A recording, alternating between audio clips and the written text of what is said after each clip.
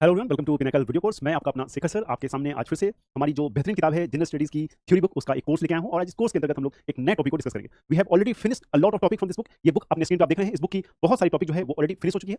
तो सामान्य अध्ययन की जो थ्योरी वाली बुक है, इसके बहुत सारे topic we have already covered. ठीक है, so polity, economics, static GK, history, जो मॉडर्न हिस्ट्री है, ये सारी चीज ऑलरेडी कवर हो चुके हैं। और आज से हम लोग ज्योग्राफी यानी कि भूगोल के लेक्चर स्टार्ट करने वाले हैं। भूगोल एक बहुत ही बेहतरीन और बहुत ही इंटरेस्टिंग सब्जेक्ट है। सो भूगोल में बहुत सी चीजों सीखने को आपको मिलेगा। कई बार बहुत सारे सवाल होते हैं कि हम कहाँ हैं एक्चुअली, हमारा अर्थ कहाँ है, हमारे अर्थ के आसपास कैसा एनवायरमेंट है, क्या होता है ये ग्रेविटेशनल फोर्स, क्यों हम अपने धरती पे खड़े हैं, क्यों नहीं हम आकाश में उड़ रहे हैं। इस तरह की जो क्यूरियोसिटी है ये आपकी ज्योग्राफी सॉल्व करता है। कितने तरह के तारे हैं, किस तरह का वायुमंडल है, किस तरह का एटमॉस्फेयर है, किस तरह की जो संरचना है यूनिवर्स की, ये सारी चीजें जो है ज्योग्राफी में पढ़ते हैं। लेकिन इस लेक्चर का पर्पस है, मैं ज्योग्राफी को बहुत एक्सपेंड नहीं करूंगा। अगर मैं लेक्चर को बहुत एक्सपेंड करूंगा, definitely it will become very problematic for you, आपके लिए एक समस्या बन सकता है। इसलिए इस लेक्चर को थोड़ा छोटा रखेंगे और यहाँ पे हम कोशिश करेंगे कि चीजों को वैसे पढ़ें जो हमारे एग्जाम के दृष्टिकोण से बहुत इंपॉर्टेंट है। ठीक है, तो एग्जाम के दृष्टिकोण से इंपॉर्टेंट है, मतलब जो भी आपके एग्जाम है उसमें जो आपका स्कोर है वो मेरा टारगेट है।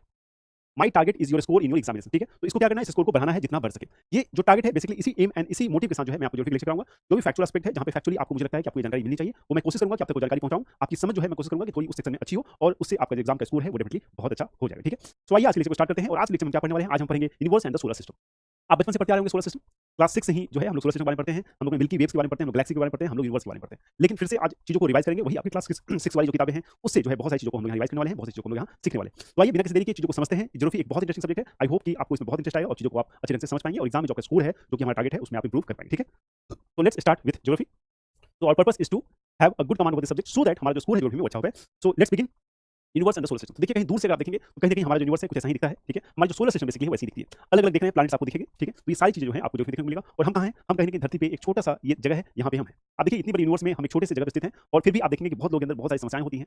एक आई का जो कॉन्सेप्ट है कि जो भी हूँ सो मैं हूँ। अगर आप यूनिवर्स में देखेंगे तो आपको लगेगा कि आप कुछ नहीं हो। आप इतने बड़े यूनिवर्स में देखोगे तो आपको लगेगा कि आप तो कुछ नहीं हो। ठीक है, इसलिए चीजों को व्यापक तौर पे थोड़े से बड़े लेवल पे देखना जरूरत होता है। इससे क्या होगा, आपकी समझ बहुत अच्छी हो जाएगी। आपकी डे टू लाइफ में जो प्रॉब्लम्स है उसको भी समझने में ज्योग्राफी आपकी बहुत मदद करता है। सो इसलिए मैंने कहा शुरू में कि geography is a very interesting subject. It help you understand your personality, your being, your existence. इन सब चीजों को है आपको समझाने में ज्योग्राफी आपकी मदद करता है। तो let's begin the lecture. Okay, so what is universe, universe क्या होता है। सबसे पहला सवाल है जो कि जब हम पढ़ रहे हैं तो सबसे पहला सवाल है ये यूनिवर्स क्या होता है। क्योंकि यूनिवर्स जो है ऊपर ब्रह्मांड है, बड़े स्तर की बात हो रही है। सो व्हाट इज यूनिवर्स। ठीक है, ब्रह्मांड क्या होता है। सिंपल भाषा में अगर बात करें, सिंपल डेफिनेशन की बात करें तो यहाँ कह सकते हैं कि यूनिवर्स इज द टोटालिटी। क्या है यूनिवर्स, यूनिवर्स जो है वो टोटालिटी है। क्या है, ये पूर्ण है। ठीक है, ये निहित है। Totality of time, space and all matters and energy contain with in it. तो यूनिवर्स क्या है, यूनिवर्स क्या है, टोटालिटी है, पूर्ण रूप है, एक बड़ा सा चीज है जिसके अंदर जो भी चीजें आप एग्जिस्ट देखते हो, समय देख लो, आप एनर्जी देख लो, मैटर देख लो, कुछ भी देख लो, वो सब यूनिवर्स के अंदर ही आता है। तो ब्रह्मांड, समय, स्थान और उसके भीतर निहित सभी पदार्थ और ऊर्जा की समग्रता है। तो इन सब की समग्रता क्या है, वो है आपका ब्रह्मांड। ठीक है, तो सबको मिला देंगे, जितने भी चीज हैं उन सबको मिल जाएंगे तो बनता है ब्रह्मांड, वो बनता है यूनिवर्स। और यूनिवर्स के अंदर आप जानते हैं कितने गैलेक्सीज हैं, कितने सोलर सिस्टम है, ये सारी चीजें हैं आपको ज्योग्राफी में पढ़ने को मिलता है। बहुत बढ़िया। ओके, सो इसके अंदर और क्या पढ़ सकते हैं, यूनिवर्स में क्या होता है एक्चुअली। तो यूनिवर्स के अंदर हम क्या पढ़ते हैं, तो इट इंक्लूड्स प्लैनेट्स। इसके अंदर आपको प्लैनेट्स मिलेंगे, स्टार्स मिलेंगे, गैलेक्सीज मिलेंगे, सेलेस्टियल्स बॉडी मिलेंगे, सब एटॉमिक पार्टिकल्स मिलेंगे और क्या मिलता है, और आपको इसके अंदर एनर्जी मिलता है। ठीक है, तो यूनिवर्स के अंदर ये सारी चीज होती है और इन सारी चीजों को हम पढ़ते हैं। तो इसमें ग्रह का अध्ययन हम करते हैं, तारे, आकाशगंगाएं, आकाशीय पिंड, उपपरमाणिक कण और ऊर्जा शामिल है। सो यूनिवर्स में जो है बेसिकली ये सारी चीजें इंक्लूडेड होती है। ठीक है, अगर आपसे कोई पूछे कि यूनिवर्स में बेसिकली क्या होता है तो आप उसको बता सकते हैं ये सारी चीजें जो है यूनिवर्स में होती है। और यूनिवर्स क्या है, यूनिवर्स जो है वो समग्र है, वो पूर्ण है, जो भी चीज है वो सब यूनिवर्स के अंदर ही आता है। ठीक है, so the sun, the moon, मतलब सूर्य, चंद्रमा, the sun, the moon, the planets and all those objects. आप देख रहे हैं all those objects shining in the night sky are called celestial body. तो सेलेस्टियल बॉडी क्या होता है, तो the sun, the moon, the planets and all those objects shining in the night sky are called celestial body. ठीक है, समझ गए बात को। अगर हम बात करें तो सूर्य, चंद्रमा, ग्रह तथा वे सभी वस्तु जो रात्रि के समय आकाश में चमकती हैं वे क्या कहते हैं, आकाशीय पिंड कहलाती हैं। तो अगर आपसे कोई पूछे आकाशीय पिंड का परिभाषा तो आप बता सकते हैं कि सूर्य, चंद्रमा और जितने भी प्लैनेट्स हैं जो रात को चमकते हैं उसको हम क्या कहते हैं, उसको हम सेलेस्टियल बॉडीज कहते हैं, यानी कि उसको आकाशीय पिंड कहते हैं। ज्योग्राफी में आपके एग्जाम में कोई क्वेश्चन आता है तो ज्यादातर जो प्रश्न आते हैं वो कहां से आते हैं, वो आपके डिफिनेशन से आते हैं, आपकी परिभाषा से आते हैं। ज्योग्राफी में जो परिभाषाएं हैं वो बहुत महत्वपूर्ण है, उन सारी परिभाषा पे आपको ध्यान देने की जरूरत है। आप चीजों को जब ध्यानपूर्वक देखेंगे तो आप समझेंगे कि बहुत सारे जो कॉन्सेप्ट है आपका केवल ध्यान देने से क्लियर हो गया, क्योंकि क्वेश्चन जो है ज्योग्राफी में आपके डिफिनेशन से, आपके एक्सप्लेनेशन से, आपकी अंडरस्टैंडिंग से क्वेश्चन आते हैं। ठीक है, इस तरह के फैक्ट पूछेंगे, सेलेस्टियल बॉडीज क्या होते हैं, प्लैनेट्स कौन कौन से होते हैं, कौन से प्लैनेट बने हैं, कौन से छोटे हैं, इस तरह के क्वेश्चन आपके एग्जाम में आते हैं। और इसी चीजों को ध्यान रखते हुए ये जो क्लास नोट्स है मैंने तैयार किया है, तो इस क्लास नोट्स के थ्रू आप देखेंगे तो वैसे जो प्रश्न आपके एग्जाम में पूछे जाएंगे वैसे तरह के प्रश्न जो है आपको यहाँ मिलेंगे। तो अगर आपको मैंने ये क्लास कराया उसके बाद जब आप लास्ट पेपर उठाएंगे तो आपको मिलेगा कि सर ने जो क्लास कराया है उनमें से बहुत सारे क्वेश्चन जो है हमारे एग्जाम में हमारे क्लास नोट से ही कवर हो जाते हैं। तो ये फायदा है इस क्लास का, क्योंकि ये डेडिकेटेड क्लास है आपके एग्जाम के दृष्टिकोण को रखते हुए। तकरीबन 20-25 एग्जाम को हम टारगेट किए हैं, उस एग्जाम के अनुसार जो है ये क्लासेस आपको करवाई जाएगी। ठीक है, okay, so then this is the big bang theory. Okay, तो can you see big bang theory, आप जानते हैं चीजों को समझने की कोशिश की जा रही है बिग बैंग थ्योरी के थ्रू। कि बिग बैंग थ्योरी में बेसिकली हम जानना चाहते हैं कि यूनिवर्स का जो उत्पत्ति हुआ वो कैसे हुआ है, क्योंकि अभी तक इसको नहीं समझा गया है, तो उसका जो प्रयास है इस थ्योरी के थ्रू किया जा रहा है। ठीक है, तो बिग बैंग थ्योरी क्या है, so origin of the universe is explain by the big bang theory. मैंने आपको बताया कि बिग बैंग थ्योरी जो है यूनिवर्स की जो ओरिजिन है उसको समझने का प्रयास जो है बिग बैंग थ्योरी से किया जा रहा है। ठीक है, this theory is given by Georges Lemaitre. ये प्रश्न आपसे एग्जाम में पूछा जाएगा कि बिग बैंग थ्योरी किसने दिया है, क्या नाम है इनका, जॉर्जेस लेमेत्र। ठीक है, बहुत ध्यान से पढ़ना है, Georges Lemaitre. So this theory was given by Georges लेमेत्र।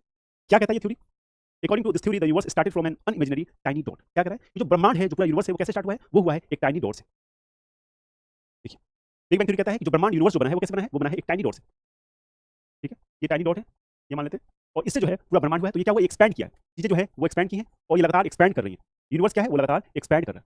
समझ लो बात को, यूनिवर्स जो है वो लगातार एक्सपेंड कर रहा है और धीरे धीरे ये एक्सपेंड करता जा रहा है। इसी कॉन्सेप्ट को समझने की कोशिश की जा रही है। हमारे जो खगोलीय साइंटिस्ट हैं, हमारे जो जियोलॉजिस्ट हैं, हमारे जो एस्ट्रोनॉमिकल हैं, हमारे जितने भी साइंटिस्ट हैं, सब इसी को समझने की कोशिश कर रहे हैं कि ये जो यूनिवर्स है ये क्यों एक्सपेंड कर रहा है, एक्सपेंडिंग कंटिन्यूअसली। ठीक है, सो यूनिवर्स जो है एक्सपेंड कर रहा है, इसको समझने की कोशिश जो है बिग बैंग थ्योरी कर रही है। ठीक है, तो according to this theory the universe started from an unimaginary tiny dot. ठीक है, मैंने इसको देखा आपने। इस सिद्धांत के अनुसार जो है ब्रह्मांड की शुरुआत एक अकल्पनीय छोटे बिंदु से हुई थी। ठीक है, अकल्पनीय छोटे बिंदु से हुई थी पूरे ब्रह्मांड की शुरुआत, और जिस इसकी शुरुआत हुई है उसकी अंत होती है। तो यूनिवर्स की अगर शुरुआत हुई है, यूनिवर्स एक्सपेंड हो रहा है, तो डेफिनेटली एक समय आएगा जब पूरा यूनिवर्स खत्म हो जाएगा। ऐसा समय आएगा, निश्चित आएगा। साइंटिस्ट लोग ऐसा समय कुछ निर्धारित भी किए हैं, बहुत आगे की बात है, लेकिन एक समय आएगा जब सब चीजें खत्म हो जाएंगी। ठीक है, ना हम रहेंगे, ना आप रहेंगे, ना यूनिवर्स रहेगा, ना कुछ रहेगा। ठीक है, इसलिए ज्यादा लोड नहीं लेना चाहिए आदमी को लाइफ में। बहुत सामान्यतः व्यवहार, सिंपल इंसान, आपकी समय जो है, आयु जो है बहुत कम है, तो आपको बेसिकली उसका ध्यान रखते हुए चीजों को आगे फॉरवर्ड करना चाहिए, चीजों को बहुत आसान और हल्का रखना चाहिए। ठीक है, खैर ये फिलोसफिकल बातें हैं। सो ज्योग्राफी इज फिलोसफी। ज्योग्राफी में क्या है, फिलोसफी भी है ज्योग्राफी में, क्योंकि बहुत ऐसी चीजें हैं जिसको फिलोसफिकली आप एक्सप्लेन कर सकते हैं। ठीक है, तो रोचे लिमिट और रोचे रेडियस क्या होता है इसके बारे में हम देखेंगे। ठीक है, सो रोचे लिमिट एंड रोचे रेडियस। रोचे लिमिट, ठीक है, ओके। सो द रोचे limit is the minimum distance, it is a minimum distance at which a celestial object such as moon or satellite can hold itself together under the tidal forces exerted by the larger objects such as planet or stars without being torn apart by the gravitational force। क्या कह रहा है रोचे limit क्या होता है? Basically रोचे limit क्या होता है? रोचे लिमिट क्या होता है? बेसिकली क्या होता है कि ये टाइडल फोर्स इस ऑब्जेक्ट पे लग रहा है। ठीक है, इस ऑब्जेक्ट का अपना ग्रेविटेशनल फोर्स है, तो वो खींचे हुए, लेकिन एक लिमिट जो है, ये जब लिमिट क्रॉस होता है तो क्या होता है, ये देखिए एक्सपेंड हो गया। ठीक है, तो ये कब तक करेगा? जितना इसका ग्रेविटेशनल फोर्स है इसको लिमिट करेगा। ये ग्रेविटेशनल फोर्स जब इस चीज को बनाए रखेगा तब तक तो ये बना रहेगा, लेकिन जैसे ही टाइडल फोर्स पे एक्सर्ट हो जाएगा तो क्या हो जाएगा, ये एक्सपेंड हो जाता है। देखिए ये क्या होगा, ये एक्सपेंड हो गया। ये है रोचे लिमिट।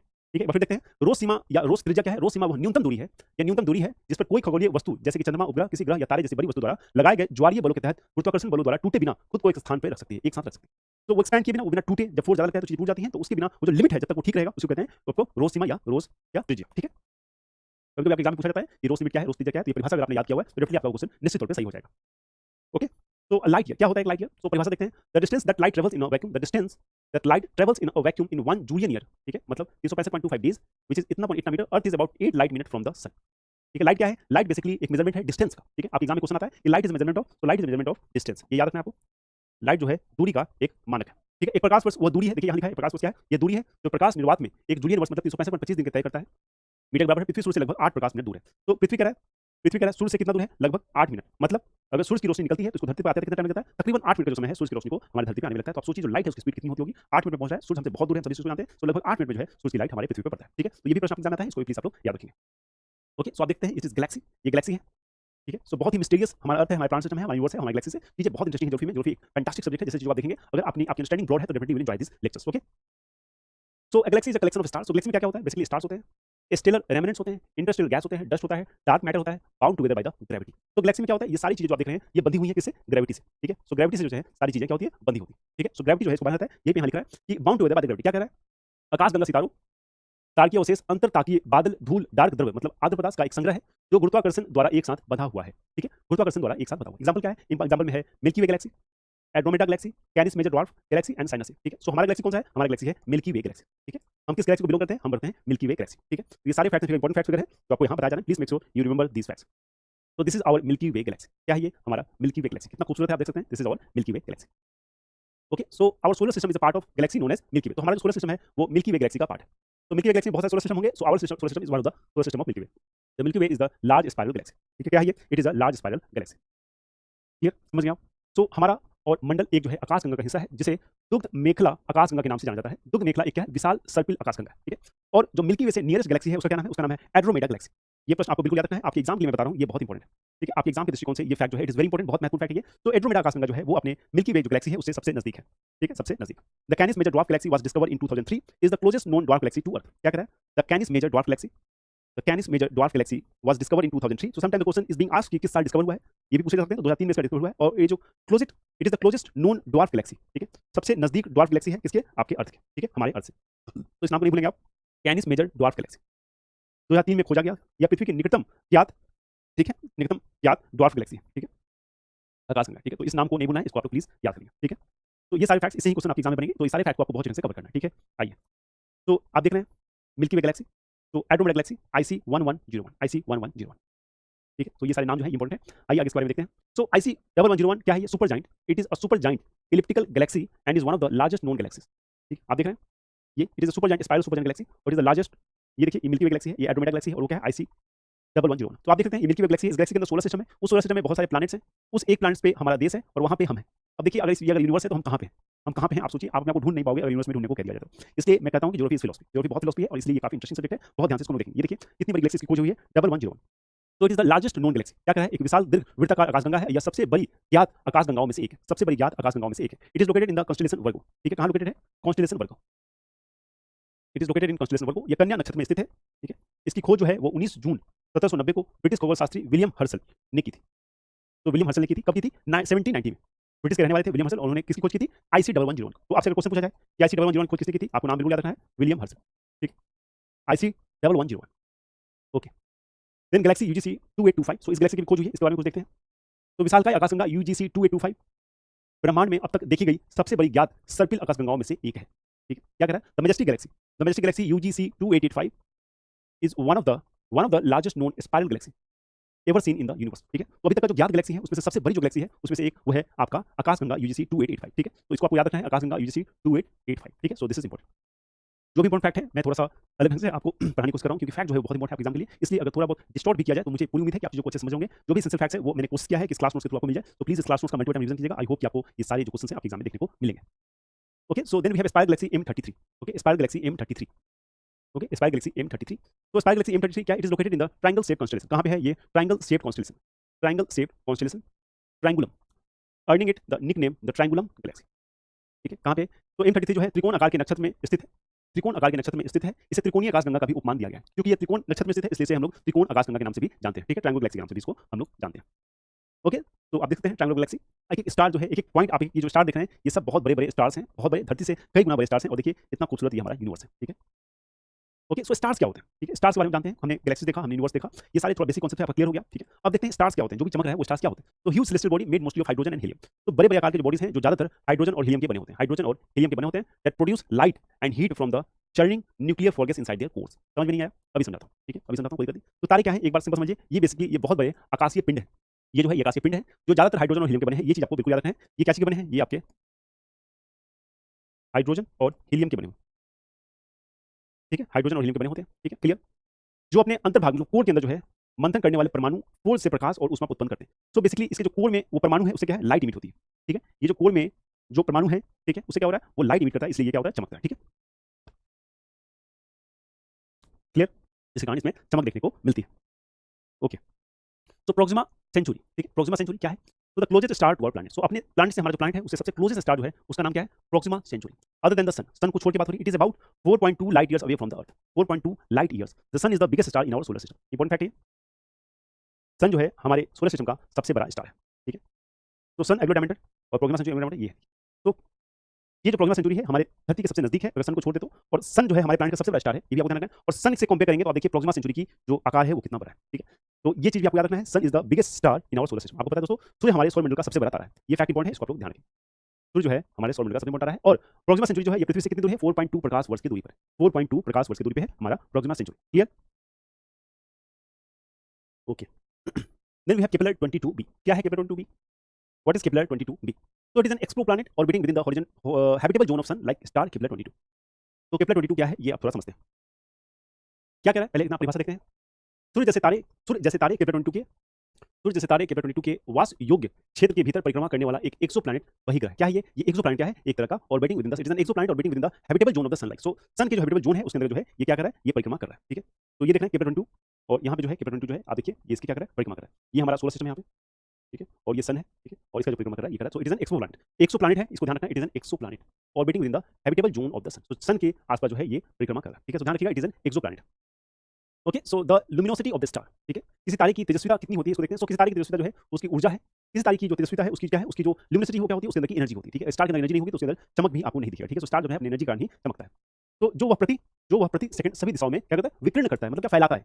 तो स्टार की जो एनर्जी है वो हर एक दिशा में फैलती है, उसका जो है पूरा स्टार जो है आपको चमकता हुआ दिखता है। ठीक है, तो stars luminosity can be determined from the two stellar character, size and effective temperature. तो एक तारे की तेजस्विता जो है दो तारे की विशेषताओं से निर्धारित की जाती है। अगर उसकी विशेषता आपको तेजस्विता अगर आपको डिफाइन करना है तो क्या दो कारण है जिस कारण आप डिफाइन कर सकते हैं कि स्टार में कितनी तेजस्विता है, कितनी लुमिनोसिटी है, कितनी एनर्जी है। तो पहला तो है उसका आकार।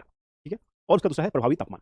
सो अगर आकार बहुत बड़ा होगा तो ऑब्वियसली बात है टेम्परेचर जो थोड़ा सा यहाँ से इमिट होनी चाहिए चारों दिशा में, वो टेम्परेचर थोड़ा कम होगा। अगर इमिशन बहुत ज़्यादा टेम्परेचर बहुत ज़्यादा हो सकता है, इसलिए इन दोनों चीज़ को देख के जो है इस चीज़ को डिफाइन किया जाता है कि उसकी जो लुमिनोसिटी है किसी स्टार की वो कितनी है। ठीक है, तो क्वेश्चन है कि luminosity of star is determined by, अगर आपसे ये पूछा जाए किसी तारे की तेजस्विता कैसे डिफाइन होगी तो क्या आपको बताना है? आपको बताना है it is determined bye size and effective temperature. ठीक है, साइज उसकी जो आकार है और उसका जो तापमान है, इन दोनों के आधार पर जो है इसकी विशेषता आप डिफाइन कर सकते हैं। ठीक है, सो सब जाइंट फेज उपदानो चरण क्या होता है? व्हाट इज सब जाइंट फेज? उपदानो चरण।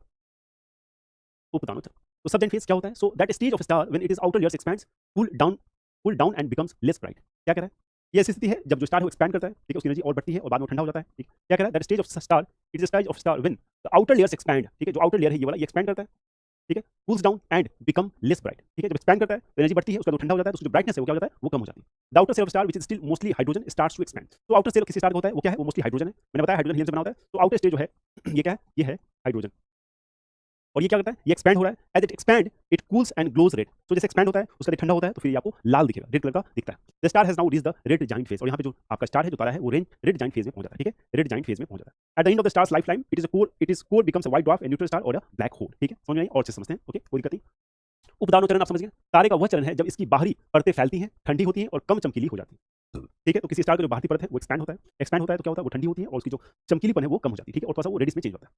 तारे की बाहरी आवरण जो अभी भी ज्यादातर हाइड्रोजन है, उसका विस्तार होना शुरू हो जाता है जैसे ही यह फैलता है या ठंडा हो जाता है और लाल रंग का हो जाता है। या लाल दानव रेड जाइंट चरण में पहुंच जाता है। तो ध्यान दीजिएगा, जब भी आपसे पूछा जाए कोई स्टार एक्सपैंड होता है, फैलता है, और तो उसका क्या होता है? वो ठंडा हो जाता है या गर्म हो जाता है, ये भी सवाल पूछा सकता है। अगर वो ठंडा होता है तो उसका जो कलर है वो कौन सा हो जाता है? ये बहुत इंपॉर्टेंट क्वेश्चन है। क्यों? क्योंकि लाल से हम समझते हैं चीजें जब गर्म होती है तो लाल होती है, तो ये सवाल पूछा जाता है यहाँ पे ठंडे होने के बाद उसका कलर क्या होता है? रेड होता है। इसलिए ये जो है इंपॉर्टेंट क्वेश्चन है। और यहाँ पे जो स्टार कहते हैं red giant phase, red giant phase कहा जाता है इसको। ठीक है, किसी तारे के जीवन काल के अंत में उसका जो कोर है, एक सफेद बोना व्हाइट ड्वार्फ, एक न्यूट्रॉन तारा या एक ब्लैक होल बन जाता है। किसी तारे के जीवन काल में जो है उसके अंत में क्या होता है? उसका जो कोर है, ये जो कोर है वो एक सफेद बोना मतलब व्हाइट ड्वार्फ कहलाता है, एक न्यूट्रॉन तारा या एक ब्लैक होल बन जाता है। मतलब वो समाप्त हो जाता है इसी ढंग से। ब्लैक होल मतलब उसके बारे में कुछ भी जो है यथार्थ पता नहीं चलता है, या एक व्हाइट ड्वार्फ बन जाएगा छोटा सा। ठीक है, ये जो स्टार का फॉर्मेशन और उसका एंड हमने पढ़ा। ठीक है, तो स्टार के बारे में फैक्ट बहुत ज्यादा है, आप एग्जाम के दृष्टिकोण से बहुत से इसको रिवाइज करना है, हर एक चीज को जो भी मैं आपको यहाँ पर। चलिए आगे चलते हैं। ओके, तो कन्वेंशन जोन, संवहन क्षेत्र। कन्वेक्शन जोन या संवहन क्षेत्र क्या होता है? What is convection zone and what is संवहन क्षेत्र?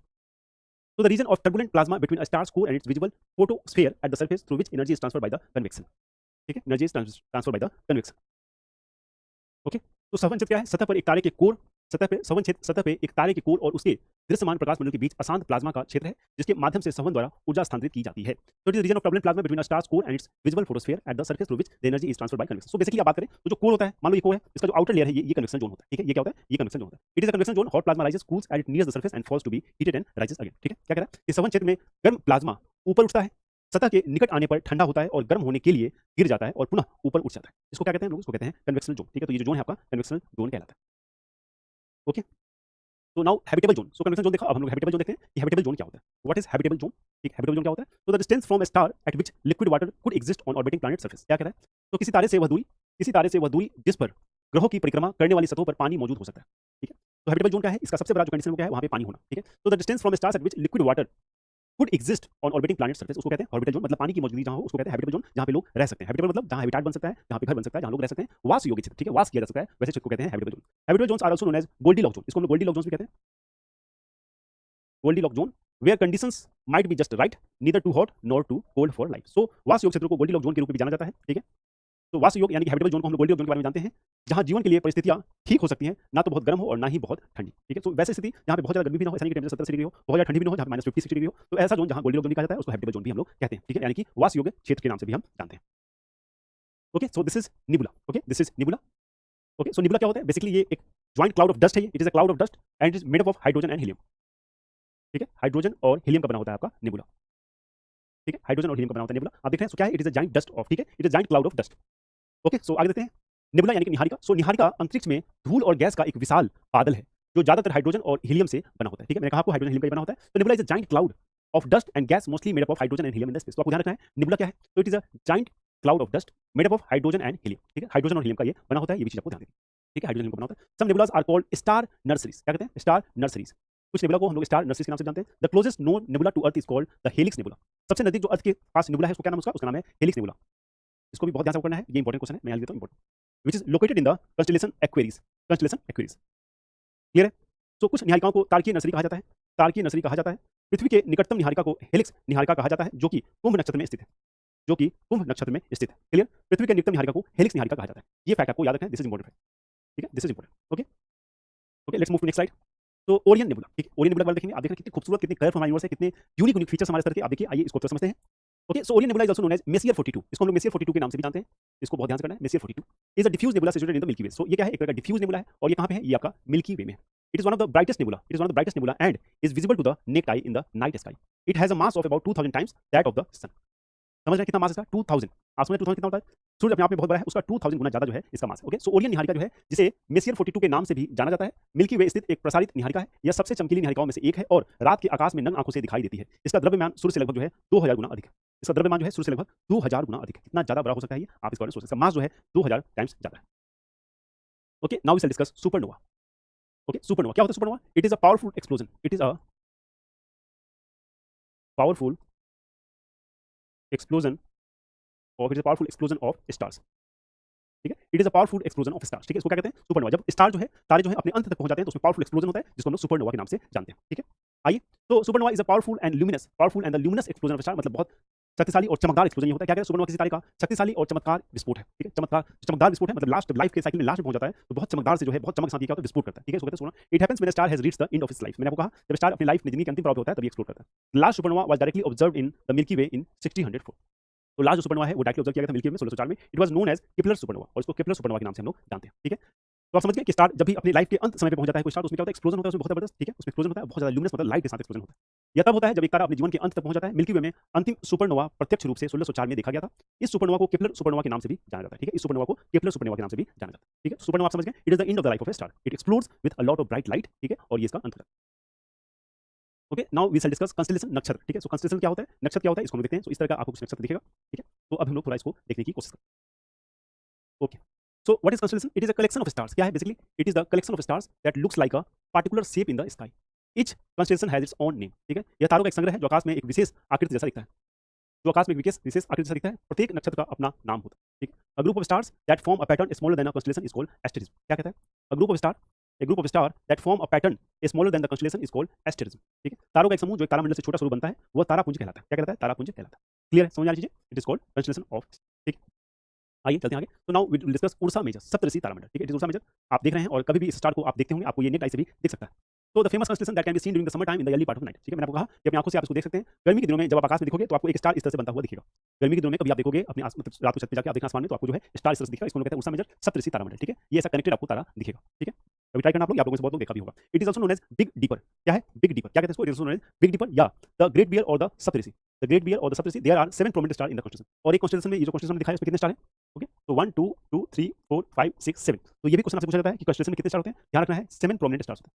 7 जो है मेन स्टार्स होते हैं किसी भी कंस्टेलेशन। ठीक है, तो ये आपको ध्यान रखना है। ये जो आपका है उर्सा मेजर, बिग डीपर इसको कहते हैं, इसमें आपको 7 स्टार मिलेंगे और ये प्रश्न आपके निश्चित एग्जाम में बन सकता है। It is the third largest of the 88 modern constellation. और ये क्या है? ये तीसरा सबसे बड़ा कंस्टेलेशन है अगर 88 आधुनिक कंस्टेलेशन की बात करें तो। एलियोथ क्या है? Alioth the brightest star of the Ursa Major. ये भी क्वेश्चन पूछा जा सकता है आपसे कि एलियोथ क्या है? तो एलियोथ जो है, ये जो स्टार आप देख रहे हैं, इसमें सबसे ब्राइटेस्ट जो है उसको हम लोग एलियोथ कहते हैं। यहाँ सारे सामान देख रहे हैं, मान लीजिए कि ये है तो ये एलियोथ हो सकता है, लेकिन ये क्या है? सबसे ब्राइटेस्ट को हम लोग एलियोथ कहते हैं। ठीक है, सो या 88 आधुनिक नक्षत्रों की बात करें तो उसमें तीसरा सबसे बड़ा जो है नक्षत्र है, इसका नाम है आपका उर्सा मेजर। ठीक है, क्या नाम है? Ursa Major. आप देख रहे हैं इट इज ब्राइटेस्ट, सो यहाँ पे हम आइडेंटिफाई कर सकते हैं ये जो है, ये क्या है? ये है एलियोथ। ठीक है, what is this? This is Alioth. Clear? Okay, Ursa Minor, हमने उर्सा मेजर देखा, अब हम डिस्कस करेंगे उर्सा माइनर। क्या होता है उर्सा माइनर? तो Ursa Minor also known as little bear. Ursa Major was called Great Bear. It is Little Bear with a long tail. Is a constellation located in the far northern sky. It is also called the Little Deeper. क्या कहते हैं इसको? It is also called Little Deeper. Okay. So the Indian name for the constellation Ursa Minor is लघु सप्तऋषि। ठीक है, क्या Indian name? तो Ursa minor को नक्षत्र जो है उसको भारतीय नाम दिया गया है, उसका नाम है लघु सप्तऋषि। ठीक है, लघु सप्तऋषि। और ध्रुवमस्त तारामंडल उर्सा माइनर जो है, जिसे लंबी पूंछ वाला छोटा भालू भी कहा जाता है, दूर उत्तरी आकाश में स्थित एक तारामंडल है, इसे लघु सप्तऋषि भी कहा जाता है। ठीक है, तो ये जो भी नाम मैंने आपको यहाँ बताया, जो भी फैक्ट फिगर होता है, वो सारे इंपॉर्टेंट है, बहुत अच्छे से इनको आपको कवर करना है। ठीक है, सो बहुत अच्छे से इनको आपको याद करना है। तो Orion, let's discuss Orion the Hunter. ठीक है, ओरियन द हंटर, इसको हम लोग डिस्कस करते हैं। क्या है Orion the Hunter? Okay, so Orion can be seen during the winter. मैंने आपको बताया ओरियन कब, इसको हम लोग ठंडे में देख सकते हैं। ठीक है, ठंडे के मौसम में ओरियन देख सकते हैं। So Orion can be seen during the winter in the late evening. It has 7 और 8 ब्राइट स्टार्स। इसमें कितने स्टार्स होते हैं? 7 या 8 हो सकते हैं। ठीक है, 7 या 8 जो ब्राइट स्टार यहाँ पर। Orion is also called Hunter और कालपुरुष। क्या कहते हैं? तो ओरियन तारामंडल सर्दियों के समय में जो है, देर शाम को, जब शाम होता है, अंधेरा होता है, उसमें दिख सकता है। इसमें 7 या 8 चमकीले तारे होते हैं। ओरियन को हंटर या कालपुरुष भी कहा जाता है। सो इनको हंटर या कालपुरुष भी कह सकते हैं। ठीक है, the 3 middle stars represent the belt of the Hunter. ठीक है, तो 3 मिडिल स्टार्स, ठीक है, जो मिडिल में कुछ स्टार्स हैं उसको हम लोग कहते हैं ओरियन बेल्ट। ठीक है, तो ये आप देख रहे हैं, ये क्या है? ये ओरियन बेल्ट है, ओरियन बेल्ट। ठीक है, तो लिखा है यहाँ पे the 3 middle stars, the 3 middle stars represent the belt of the hunter. The 4 bright stars appear to be arranged in the form of quadrilateral. Regal is the brightest star of Orion. ठीक है, तो आप देखिए ये जो star है, ये क्या है? ये ब्राइटेस्ट स्टार है। ये जो है, ये है brightest, it is brightest star. ठीक है, Rigel is the brightest star. Okay, next is Cassiopeia. ठीक है, कैसीओपिया या समिस्टा, कैसीओपिया या समिस्टा। ठीक है, सो कैसीओपिया और समिस्टा, इसको हम डिस्कस करते हैं। इसके बारे में जो फैक्ट इंपॉर्टेंट है वो जानते हैं। ओके, सो कैसियोपिया डिस्कस करते हैं, क्या है? ये भी एक तरह का तारामंडल है, ये भी एक तरह का कॉन्स्टेलेशन है। जो भी हम लोग यहाँ डिस्कस कर रहे हैं, उसका मेजर माइनर जो भी ये क्या है? ये सब तारामंडल है, मतलब तारों का जो समूह है, कहीं-कहीं आकाश में यूनिवर्स में दिखता है और इसी को चीज़ जो विजिबल आई है, जो आइडेंटिफाइड है, उस तारामंडल को हम लोग डिस्कस करें, उस कॉन्स्टेलेशन को हम लोग डिस्कस कर रहे हैं। क्योंकि इससे क्वेश्चन आते हैं, इसलिए इसके बारे में जानना आपको जरूरी है, ठीक है? तो कैसियोपिया क्या है? It is a constellation of क्या है? It is a constellation of northern sky easily recognized by a group of 5 bright stars. तो 5 bright stars में आपको मिलते हैं, forming a slightly irregular W, which is said to represent the queen sitting on her throne. ठीक है? तो आप देखिए, ये कह रहा है कि कहीं ना कहीं ये रिप्रेजेंट करता है एक तरह का W। तो आप देख सकते हैं, ये W जो है एक तरह का रिप्रेजेंट करता है, ठीक है? एक W रिप्रेजेंट करता है। irregular W, which is said to represent the queen sitting on her throne. Siddhar क्या है? The brightest star of Cassiopeia. तो इस constellation का जो brightest star है, उसको क्या नाम है? उसका नाम Siddhar है। जो भी important fact है, I have tried to include this in the class notes so that आपको रिवीजन करने में कोई समस्या ना हो। ये जितने भी important notes है, इसको अच्छे से रिवाइज कीजिएगा। इससे क्वेश्चन आते हैं, आपसे पूछा जाएगा कि Siddhar जो है brightest star है किस constellation का? 4 constellation का नाम दे देगा और आप कंफ्यूज हो गए, इसलिए इन सब चीज को बहुत ध्यान से याद करना इंपॉर्टेंट लिख दिया मैंने। Siddhar क्या है? Cassiopeia का सबसे चमकीला तारा है, ठीक है? Clear? Okay, so solar mass, what is solar मास? क्या है सोलर मास? क्या है इसको डिस्कस करते हैं। तो solar mass is a standard unit of mass, it is a standard unit of mass in astronomy equal to approximately 2 into 10 to the power 30 kilogram, ठीक है? 10 to the power 30 kilogram. Okay, clear? तो the maximum mass theoretically possible for a stable white dwarf star is known as Chandrashekhar limit. क्या है? इसको कहते हैं Chandrashekhar limit. आपने पढ़ा होगा चंद्रशेखर के बारे में और इन्होंने ये थ्योरी दी थी चंद्रशेखर लिमिट। तो स्थिर सफेद बौने ड्वार्फ जो होते हैं तारों के लिए, ऐसे तारों के लिए सैद्धांतिक रूप से संभव अधिकतम द्रव्यमान को चंद्रशेखर लिमिट कहते हैं। किसको? अधिकतर द्रव्यमान को चंद्रशेखर लिमिट कहते हैं, चंद्रशेखर सीमा के रूप में जाना जाता है, ठीक है? चंद्रशेखर सीमा का मान जो लगभग है क्या है? 1.4 स्लो द्रव्यमान, तो 2.765 into 10 power 30 किलोग्राम, ठीक है? क्या है चंद्रशेखर लिमिट की वैल्यू? ये भी एग्जाम में आपको क्वेश्चन आ सकता है। तो the limit of Chandrashekhar is about 1.4 solar मास, ठीक है? तो इसको कन्वर्ट करेंगे 2.765 into 10 to the power 30 kilogram. Okay, so Chandrashekhar limit क्या है? It is the limit of expanding of star. तो चंद्रशेखर लिमिट के बाहर अगर कोई स्टार एक्सपेंड करता है तो क्या होगा? वो सुपरनोवा बन जाएगा, वो क्या हो गया? वो एक्सप्लोड कर जाएगा, सो होगा। तो चंद्रशेखर लिमिट क्या है? ये लिमिटेशन ऑफ एक्सपेंडिंग, स्टार जो है इसके आगे एक्सपेंड नहीं कर सकता, ठीक है? So this is called Chandrasekhar limit. Clear? Okay, तो now we have abundant element. कौन कौन से अबंडेंट एलिमेंट है उसके बारे में हम लोग देखते हैं। प्रचुर तत्व यानी अबंडेंट एलिमेंट। तो hydrogen is the most abundant element in the universe, it covers approximately 70% of the total mass of the universe. तो पूरे यूनिवर्स की बात करें, पूरे ब्रह्मांड की अगर हम बात करें, तो उसमें जो सबसे ज्यादा कोई द्रव्य है कौन सा है? वो है हाइड्रोजन। सबसे ज्यादा कौन सा द्रव्य है? वो है आपका हाइड्रोजन, ठीक है? वो है आपका हाइड्रोजन। तो हाइड्रोजन ब्रह्मांड में सबसे बहुल तत्व है, ब्रह्मांड में सबसे बहुल तत्व है। यह ब्रह्मांड के कुल द्रव्यमान का लगभग 70% कवर करता है। ये इंपॉर्टेंट क्वेश्चन है आपके लिए, एग्जाम में अगर ये पूछा जाए तो आपको बहुत फट से आंसर देना है कि सबसे ज्यादा यूनिवर्स में क्या है? वो है आपका हाइड्रोजन। क्या है? हाइड्रोजन, ठीक है? ये भूलना नहीं, सबसे ज्यादा क्या है? हाइड्रोजन। हीलियम, हीलियम क्या है? Helium is the second most abundant. तो हीलियम का मात्रा कितना है? Helium is second most abundant. अगर मैं आपसे ये पूछूं कि पूरे यूनिवर्स को अगर आप एक यूनिट मान के बताओ कि पूरे यूनिवर्स में दूसरे नंबर पे सबसे ज्यादा द्रव्य कौन सा है, ठीक है? सबसे ज्यादा जो है एलिमेंट कौन सा है? क्या हो जाएगा आंसर? आंसर हो जाएगा आपका हीलियम, ठीक है? सो हीलियम कितना है? इट अकोमोडेट्स अराउंड 25%, लगभग 25% है of the atoms in the universe. तो एक यूनिवर्स में जितने एटम्स है उसका 25% क्या हीलियम है और उसका 70% क्या है? 70% जो है वो क्या है? वो है हाइड्रोजन, ठीक है? यहां देख लेते हैं एक बार। हीलियम जो है दूसरा सबसे प्रचुर तत्व है, यह ब्रह्मांड में लगभग 25% परमाणु के लिए जिम्मेदार है, ठीक है? तो ब्रह्मांड में जो है 25% परमाणु के लिए जिम्मेदार है। Oxygen is the third abundant element in the universe, ठीक है? ऑक्सीजन क्या है? It is the third abundant element in the universe. Oxygen is the third abundant element in the universe. तो अगर हाइड्रोजन की बात करें, हाइड्रोजन, उसका फिर हीलियम, उसका जो अगला आता है वो क्या है? वो है आपका ऑक्सीजन। तो ऑक्सीजन का स्थान क्या है? वो तीसरा है, ठीक है? तो ऑक्सीजन का जो स्थान है वो तीसरा है। तो ब्रह्मांड में जो ऑक्सीजन है वो तीसरे स्थान पे प्रचुर तत्व में है, ठीक? तो बेसिकली ये ऑक्सीजन जो है यूनिवर्स में है और ये ऑक्सीजन जहां जहां प्रचुर मात्रा में मिलता है, जहां जहां अच्छी मात्रा में है, वहीं पे बेसिकली जो है लाइफ जो है आपको दिख सकती है, या लाइफ वहां दिखती है, बाकी जगह जो लाइफ है वो आपको नहीं दिखती है, ठीक है? तो ये क्या हो गया? हमने हाइड्रोजन, हीलियम, ऑक्सीजन के बारे में देखा। सो हाइड्रोजन का क्या है? हाइड्रोजन का ध्यान देना आपको 70%, ठीक है? हीलियम का है 25% एंड ब्रह्मांड में जो ऑक्सीजन है उसका तीसरा स्थान है, मतलब 70 और 25 मतलब 95% आप देख रहे हैं कवर हो गया, 95% कवर हो गया। और उस बाकी जो रेस्ट ऑफ 5% है, जो रेस्ट 5% है, रेस्ट 5% है, उसमें क्या क्या आता है? उसमें एक तो हम लोग ऑक्सीजन देख लिए, इसके अलावा बहुत सारे जो बाकी गैसेस हैं वो भी इसमें आते हैं, ठीक है? वो भी इसमें आते हैं। तो रेस्ट 5% में जो है आपकी ऑक्सीजन और बाकी इसमें आते हैं। तो let's in the class today, आज की जो पहली लेक्चर थी जो थी, आज मैं यही समाप्त करता हूं। बहुत खूबसूरत और इंटरेस्टिंग चीजें जो है आपको देखने को मिला। जो भी फैक्ट फिगर है बहुत ज्यादा कॉन्सेप्चुअल अंडरस्टैंडिंग में आपको नहीं पढ़ना है, क्योंकि बहुत ज्यादा फिर पढ़ जाओगे, बहुत ज्यादा अंदर घुस जाओगे, बहुत इंटरेस्टिंग है ज्योग्राफी, बहुत फिलोसफिकल है, तो पढ़ने में बहुत मजा आता है और चीजें जो है लगातार बड़ी होती जाएंगी, इसलिए ज्यादा इसमें अंदर नहीं जाना है। लेकिन आपको इतनी अंडरस्टैंडिंग आपकी बनानी है। मैंने आपको पहले भी कहा है कि मी एज अ टीचर मेरा पर्पस है कि आपका स्कोर अच्छा हो, क्योंकि मैं यहाँ एक ही पर्पस से काम कर रहा हूँ कि वो आपको जॉब मिले, ठीक है? मुझे आपको ज्योग्राफी का विद्वान नहीं बनाना है, मुझे आपको पॉलिटिकल का विद्वान नहीं बनाना है। मेरा पर्पस है कि आपको जॉब मिले और उसके लिए जो भी इंपॉर्टेंट फैक्ट्स मुझे लगता है कि आप एग्जाम में पूछे जा सकते हैं, उन सारों का मैंने इस क्लास नोट्स में अच्छे से नोट्स बनाया है, ठीक है? तो ये सारे क्लास नोट्स के थ्रू आपको जो है आपको मिल जाएगा। इस स्लाइड का भी मुझे उम्मीद है अगर आपने अच्छे से पढ़ लिया, ये जो स्लाइड आपको दिख रहा है, तो भी आपका जो स्कोर है जीएस में बहुत अच्छा हो जाएगा, पर्टिकुलर ज्योग्राफी में जो है आपका स्कोर बहुत अच्छा हो सकता है। आई होप कि आप चीजों को समझ रहे होंगे, बहुत अच्छे से पढ़ाई करेंगे। बहुत जल्द मैं मिलूंगा नेक्स्ट क्लास में एक और नए लेक्चर के साथ। तब तक प्लीज रिवीजन जो है वो लगातार करते रहिए, क्योंकि रिवीजन जो है वही आपको गेम में आगे ले जाएगा। Revision is a very strong instrument in the hands of student which will help you excel in your examinations, ठीक है? तो बहुत आसानी से आप देखोगे कि आपके एग्जाम में आपका स्कोर जो है वो बढ़ जाएगा अगर आप कंटिन्यूअसली रिवीजन जो है वो करते रहेंगे। तो प्लीज रिवीजन को अहमियत दीजिए, बार-बार कीजिए। टेस्ट सीरीज भी आप लगा सकते हैं पिनाकल के पोर्टल पे, जो है पिनाकल टेस्ट पास अवेलेबल है। You can write, you can subscribe test series, बहुत चीज बहुत सस्ता टेस्ट सीरीज है, वहां से सब्सक्राइब करके आप टेस्ट सीरीज को भी यूज कर सकते हैं। मेरी पूरी शुभकामनाएं, मेरी पूरा जो एज अ टीचर मेरी जो उम्मीद है वो आपके साथ लगी हुई है। प्लीज बहुत अच्छे से रिवीजन कीजिए और हमें जो है प्राउड फील कराइए। So I hope one day we will together excel in examinations और मैं आपको कुछ मदद करूंगा। Thank you so much. जो लेक्चर पहला था, बहुत जल्द बाकी सब लेक्चर्स भी आएंगे और आप बहुत मन लगा के पढ़ाई करते हैं। Thank you, please take care.